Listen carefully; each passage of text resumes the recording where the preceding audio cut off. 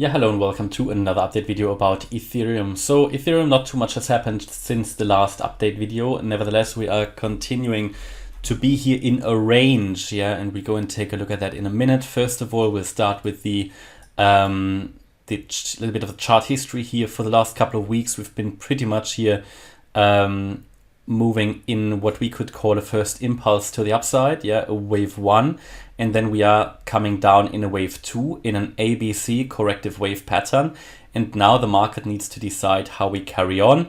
At the moment, this could still, in my opinion, the most likely option would be from here in this bullish wave count, yeah, to start to the upside, because Ethereum makes a better impression than Bitcoin here. Ethereum here, where we had yesterday this strong, this wick down on the Bitcoin chart, Ethereum wasn't affected that much, and we actually haven't made a lower low. From that point of view, this could still all be a wave one of this wave three here in blue. Yeah. Just for a reminder, we came up in a wave one in blue, we came down in a wave two in blue. This, as I said yesterday, could already be the low of the wave two, and we could now be in the wave three in blue. And in the wave three, we might have already done the wave one, done the wave two, and we should, however, now, if this is the case, we should see a strong move to the upside. Now, that could take a bit longer because it's the weekend, it's a bank holiday weekend, but really, if we want to be in this wave three in blue, and within the wave three in blue, a yellow wave three here, so the wave three of the wave three, that should be a very bullish wave actually. So it hasn't started, either it hasn't started yet, or obviously you have subwaves in that wave three as well. So for example, a 1, 2, 3, 4, 5 of the wave three. So this is how the fractals are coming down. But then we really need to start now. And if this is the bullish wave count, yeah, and this so far is a possible breakout pattern, we really now need to start moving. And what needs to happen to make this bullish wave count more likely?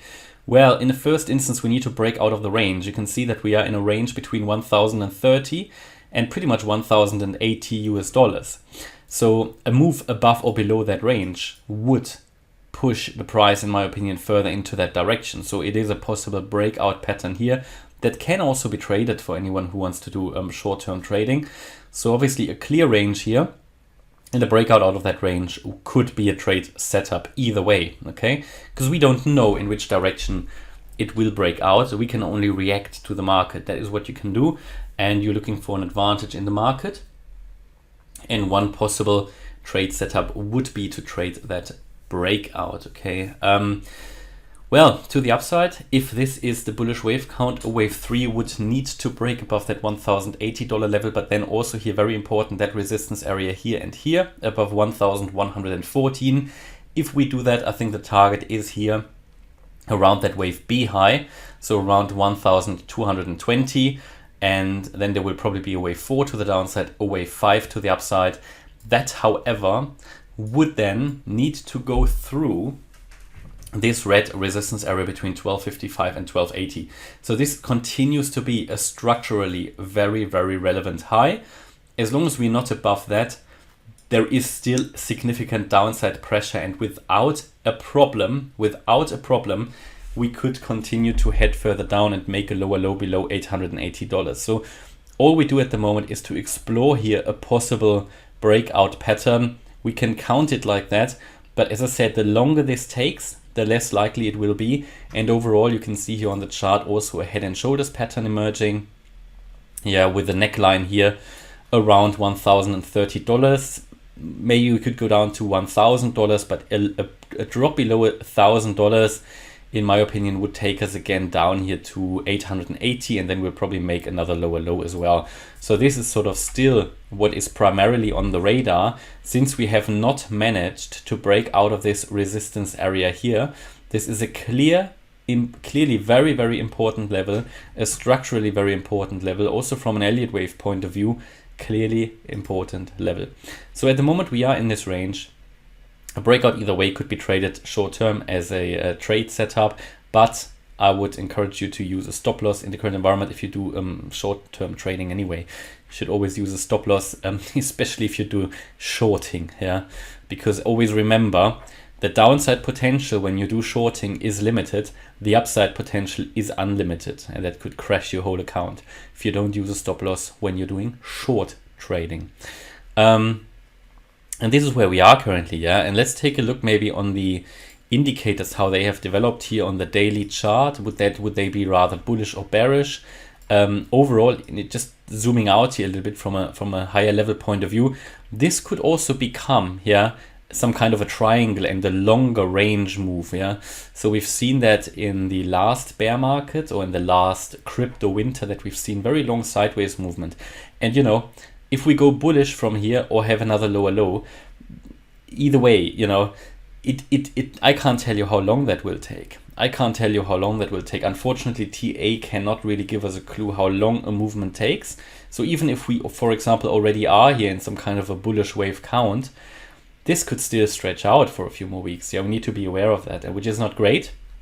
But on the other hand, we are currently clearly, and that all indicators show that, we are long-term in a clear accumulation phase. So we should actually all be happy to be in such an accumulation phase for a longer period.